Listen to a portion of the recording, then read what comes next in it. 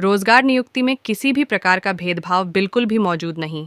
सभी समुदायों को समान रूप से प्रभावित करती है। बेरोजगारी कैथल। एनडीए के शासनकाल में मुसलमानों को जबरदस्त तवज्जो मिली है। भारत में 1 दशक तक शासन किया। अंतर्राष्ट्रीय मीडिया ने अक्सर कवर किया है, भारतीय मुसलमान अधिक गंभीर रूप से कथित भेदभाव को उजागर कर रहे हैं और अधिकारों से इनकार। अभी हाल ही में लोगों के बीच बढ़ती बेरोजगारी का मुद्दा उठा, मुस्लिमों ने सुर्खियां बटोरी हैं। एक रिपोर्ट ने वित्तीय क्षेत्र में इस बात पर प्रकाश डाला, वर्ष 2023 में केवल 15% मुसलमान ही नियमित रूप से कार्यरत थे। दुनिया का सबसे बड़ा लोकतंत्र। एक अन्य रिपोर्ट में इस बात पर जोर दिया गया कि एक ठेठ भारत में मुस्लिम परिवार प्रतिमाह $200 से कम कमाता है। यह दर्शाता है उनके दैनिक जीवन की धूमिल तस्वीर। एक और रिपोर्ट हाल ही में प्रकाशित हुई संयुक्त राज्य अमेरिका की राजनीतिक और सामाजिक स्थिति पर चर्चा करता है, मुसलमान और उनके खिलाफ राजनीतिक पूर्वाग्रह। यह समझना महत्वपूर्ण है कि मुसलमानों की आर्थिक स्थितियां कथित भेदभाव के कारण नहीं, बल्कि उनके शैक्षिक स्तर, कौशल सेठ, आधुनिक तकनीकी स्वचालन के संपर्क, रोजगार प्रक्रियाओं के बारे में सामान्य जागरूकता, वित्तीय बाधाओं जैसे कई कारकों के कारण निराशाजनक तस्वीर पेश करती हैं। और समुदाय के लिए बनाई गई विभिन्न सरकारी पहलों के प्रति ज्ञान की कमी, मुट्ठी भर राजनीति से प्रेरित व्यक्तियों संगठनों द्वारा प्रचारित विभाजनकारी आख्यान इन मुद्दों को और जटिल बनाते हैं। रोजगार का महत्वपूर्ण मुद्दा वेतनभोगी नौकरियों और आय तक पहुंच दोनों पर सवाल उठाता है।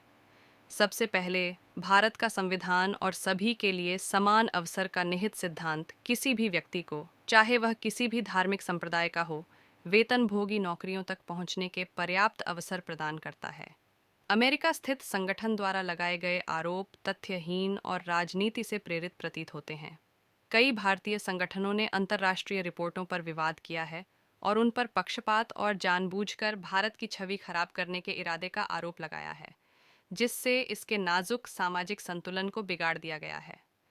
कोई इस बात से इनकार नहीं कर सकता कि नियुक्ति में भेदभाव बिल्कुल भी मौजूद नहीं है, यह देखते हुए कि ऐसे भेदभाव के कुछ मामले सामने आए हैं, खासकर निजी स्वामित्व वाले संगठनों और फर्मों में। ऐसा कहने के बाद यह उजागर करना महत्वपूर्ण है कि इस तरह का भेदभाव सरकार द्वारा नियंत्रित प्रतिष्ठित परीक्षाओं जैसे अखिल भारतीय सिविल सेवा भर्तियों या राज्य स्तरीय प्रतिष्ठित भर्तियों में दिखाई नहीं देता है। इन भर्तियों में बड़ी संख्या में मुस्लिम उम्मीदवार अर्हता प्राप्त करते हैं और लोगों और समुदाय की सेवा करने के लिए सेवाओं में शामिल होते हैं। उपरोक्त कथन को प्रमाणित करने के लिए कई शोध किए गए हैं। रोजगार कई कारकों पर आधारित होता है, जैसे कौशल सेट, शिक्षा, काम पर रखने में आसानी आदि, और निश्चित रूप से धर्म पर नहीं। इसलिए हम नहीं कर सकते। सार्वभौमिक रूप से इस बात पर जोर दिया गया है कि भारत में नियुक्ति भेदभाव एक व्यापक घटना है। इसलिए ऐसे योग्य मुसलमानों की 1/4 संख्या है जो निजी, अर्ध निजी या सहायता प्राप्त फर्मों, मीडिया कंपनियों और शैक्षिक क्षेत्र में कार्यरत हैं। एक उच्च स्तरीय संवाददाता ने इस मुद्दे पर टिप्पणी करते हुए कहा कि ऐसी ताकतें हैं जो मुस्लिम समुदाय की गंभीर तस्वीर पेश करने के लिए छोटी छोटी खामियों को उजागर करती हैं और उन्हें केस स्टडी बनाती हैं। वे मुस्लिम समुदाय को पीछे की ओर पीछे हटते हुए चित्रित करने का प्रयास करते हैं। यह काल अंधकार युग की याद दिलाता है। इसके विपरीत भारतीय मुसलमान एक आगे बढ़ने वाला समुदाय है जो रोजगार सहित सामाजिक और राजनीतिक आवश्यकताओं पर सक्रिय रूप से अपने अधिकारों और दावों का दावा करता है।